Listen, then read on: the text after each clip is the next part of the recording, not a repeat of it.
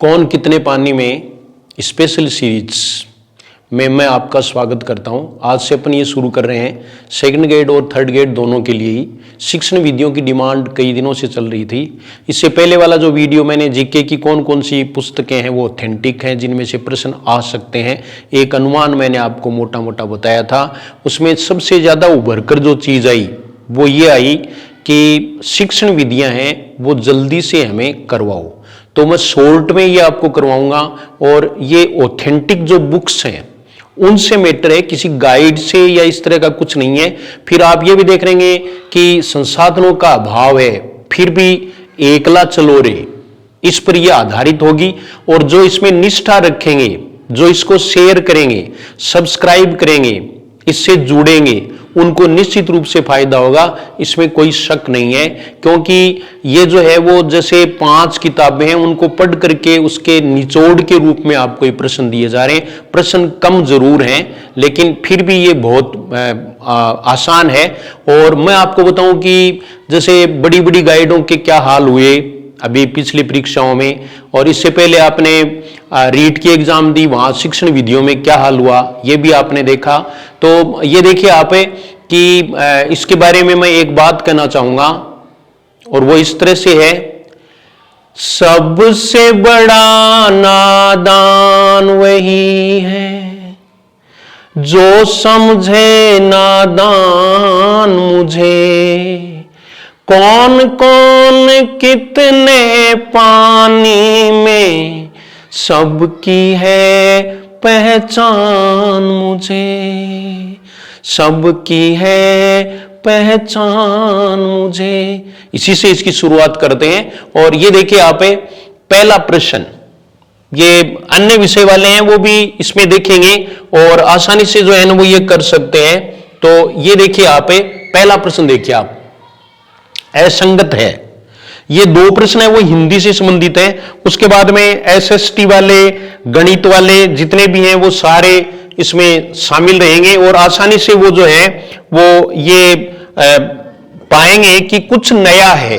ये देखिए आप, और निश्चित रूप से नया है।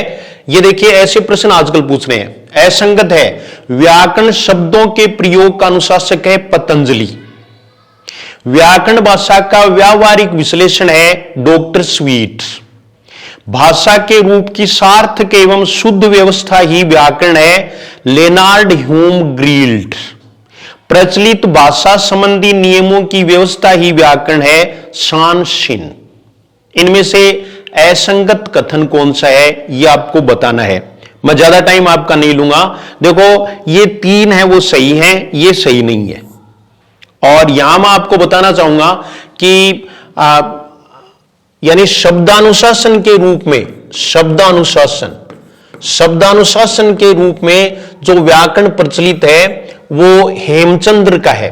तो इसलिए हेमचंद्र ने भी ऐसा कहा है और इसके अलावा पाणिनि ने भी कहा है। पाणिनि और हेमचंद्र ने भी, और यह अनुशासन है, पाणिनि और हेमचंद्र दोनों ने ही व्याकरण को अनुशासन, शब्दानुशासन माना है। लेकिन ये जो स्टेटमेंट है व्याकरण शब्दों के प्रयोग का अनुशासक है, तो ये पतंजलि का है, ऐसा मूल किताब में लिखा है, जो आपको जानना है। और ये मैं आपको बता दूं कि ये जो है ना वो शानसिन नहीं है, ये जैगर है। जय के ऊपर 2 मात्राएं हैं, ग रे, ये जैगर का कथन है। शानसिन का कथन है वो अगर आप चाहें तो मैं आपको बता सकता हूं। देखो उनका कथन क्या है, हमें व्याकरण के द्वारा इस बात का पता चलता है कि वाक्यों के शब्द समूह में क्या क्या अंतर है। दोबारा सुन लें, हमें व्याकरण के द्वारा इस बात का पता चलता है कि वाक्यों के शब्द समूह में क्या क्या अंतर है। ये शानसिन का कथन है। तो इसमें उत्तर हुआ 4 नंबर। फिर अपने नेक्स्ट प्रश्न देखते हैं। ये देखो आप, व्याकरण की विशेषता नहीं है, व्याकरण भाषा का अंगरक्षक एवं अनुशासक है, व्याकरण गद्य साहित्य का आधार है, व्याकरण भाषा की शुद्धता का साध्य है, व्याकरण भाषा के स्वरूप की सार्थक व्यवस्था करता है। यह उत्तर आप सोच लें थोड़ा, सोच करके फिर देखें, ऐसे प्रश्न आजकल पूछे जाने लगे। तो इसमें आप देखेंगे पहला तो है अंगरक्षक और अनुशासक है, गद्य साहित्य का भी आधार है, पद्य में इसका महत्व नहीं है, गद्य में है।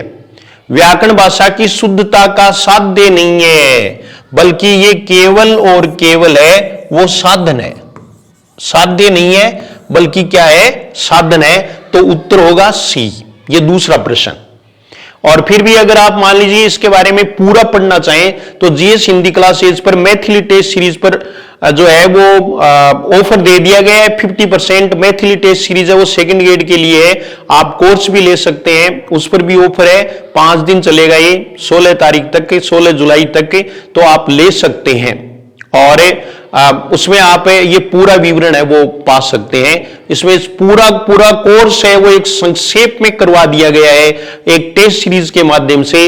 जिनकी तैयारी कम है, जो डगमगा रहे हैं, जिनका कॉन्फिडेंस थोड़ा लूज हो गया है, तो मैथिली टेस्ट सीरीज है वो उनको कॉन्फिडेंट बना सकती है। आप इसका जो डेमो वीडियो पहले देखें, जीएस हिंदी क्लासेज की विजिट करें, दूसरों को बताएं। अगर आप 2-4 को और बताते हो या फिर आप टेस्ट सीरीज दिलाते हो या कोर्स दिलाते हो तो आपका सिलेक्शन है वो और भी पक्का होगा, इसमें कोई दो राय नहीं है, पहले ऐसा हो चुका। तो ये देखिए आगे अपन प्रश्न संख्या 3 पर आते हैं। ये देखो आप, प्रयोग विधि को कहते हैं आगमन विधि, सहयोग विधि, भाषा संसर्ग विधि, सूत्र विधि या सिद्धांत विधि। ये देखिए प्रयोग विधि को कहते हैं। यहां से सभी विषयों के लिए प्रश्न शुरू हो गए हैं। तो ये देखिए आप प्रयोग विधि को कहते हैं तो आगमन विधि कहते हैं, ठीक है। यहां मैं आपको यह बता दूं कि सहयोग विधि आगमन विधि के 2 रूप हैं। एक है सहयोग जिसको समवाय विधि भी कहते हैं, और दूसरी विधि है वो प्रयोग विधि। प्रयोग विधि और सहयोग विधि ये आगमन के 2 रूप हैं। और भाषा संसर्ग विधि है वो मैथिली टेस्ट सीरीज वाले एक प्रश्न में थोड़ी सी गड़बड़ है, तो मैं यहां आपको बता देता हूं कि भाषा संसर्ग विधि है वो व्यावहारिकता पर अधिक बल देती है, सैद्धांतिकता है उस पर अधिक बल नहीं देती। यानी ये सिद्धांत की अपेक्षा व्यवहार पर अधिक बल देती है, एक स्वाभाविक विधि है। वैसे पूरा अगर आप देखना चाहें तो मैथिली टेस्ट सीरीज है ही। तो इस और फिर अपना को ये लास्ट है वो नहीं है, अभी हमने शुरू किया है कौन कितने पानी में। सीरीज का नाम क्या है, कौन कितने पानी में। देखते हैं कितना सफल बनाते हो आप इसको, क्योंकि इसको सफल बनाने वाला मैं नहीं हूं बल्कि आप हैं। आप इस मुहिम को कितना सफल बनाते हैं। विद्या को जितना बांटोगे उतना ही आपको फायदा होगा, ये बात आपकी समझ में आनी चाहिए। और फिर देखिए प्रश्न संख्या 4, आगमन विधि के 4 सोपानों का सही क्रम है। अब इसमें देखो कई बार है वो कई किताबों में 5 सोपान भी लिखे हुए, लेकिन आपको 4 मानने हैं। पहले 4 नहीं दिए हुए तो 5 मानने हैं। इसमें देखो सबसे पहले उदाहरणों का प्रस्तुतिकरण, फिर निरीक्षण, फिर सामान्यीकरण, फिर परीक्षण। इनके अन्य नाम भी हैं जो आप उसमें टेस्ट सीरीज में देख सकेंगे। तो ये देखिए उदाहरण है वो 2 बार दे दिया, इसलिए ये तो ठीक है। निरीक्षण है वो ये नहीं होगा, सामान्यीकरण पहले नहीं होगा, उदाहरण पहले होगा, लेकिन उदाहरण के बाद में थोड़ी सी दिक्कत आ रही है। तो ये देखिए आप ये सही होगा, उदाहरण, उसके बाद में निरीक्षण करेंगे बालक, उसके बाद में निष्कर्ष निकालेंगे वो सामान्यीकरण है जिसको व्यवस्था भी कहते हैं, और फिर परीक्षण है। इसके साथ में प्रयोग भी जोड़ देते हैं, अभ्यास व प्रयोग।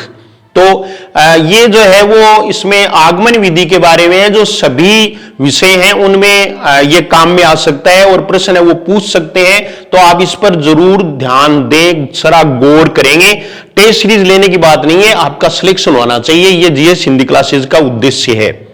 और उसके बाद में देखिए 5वां प्रश्न, आगमन विधि की विशेषता नहीं है। यह विधि स्वाभाविक व मनोवैज्ञानिक है। यह सीखने की अपेक्षा शिक्षण पर अधिक बल देती है। यह शिक्षक केंद्रित विधि नहीं है। इस विधि में शिक्षक बालकों का अधिक से अधिक सहयोग प्राप्त करता है। तो यह आगमन विधि की विशेषता नहीं है। ये सभी विषयों में है, चाहे आप साइंस है, साइंस के स्टूडेंट, चाहे आप 3rd ग्रेड के हैं, चाहे आप 2nd ग्रेड के हैं, चाहे आप कोई सेंटर की एग्जाम दे रहे हैं या नवोदय विद्यालय की एग्जाम दे रहे हैं, चाहे सीटी या रीट कोई भी तैयारी कर रहे हैं, उन सब में ये उपयोगी है। तो ये विधि स्वाभाविक एवं मनोवैज्ञानिक तो है। ये सीखने की अपेक्षा शिक्षण पर अधिक बल देती है, ये गलत है, क्योंकि ये शिक्षण की अपेक्षा सीखने पर अधिक बल देती है। ये इसमें बी होगा।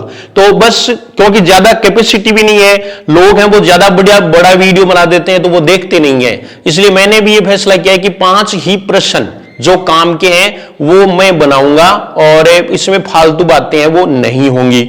अगर आपको ये वीडियो अच्छा लगा हो तो आप जरूर कमेंट करें, शेयर करें और इसके बारे में आप बताएं। कोई सुझाव हो तो भी आप जरूर दें और आपके सुझाव है वो पढ़े जाएंगे। सारे कमेंट्स हैं वो तो मैं नहीं पढ़ पाता हूं, लेकिन इंपॉर्टेंट कमेंट्स है वो मैं पढ़ भी लेता हूं और उस पर हम गौर भी करते हैं। तो आप सुझाव भी दे सकते हैं।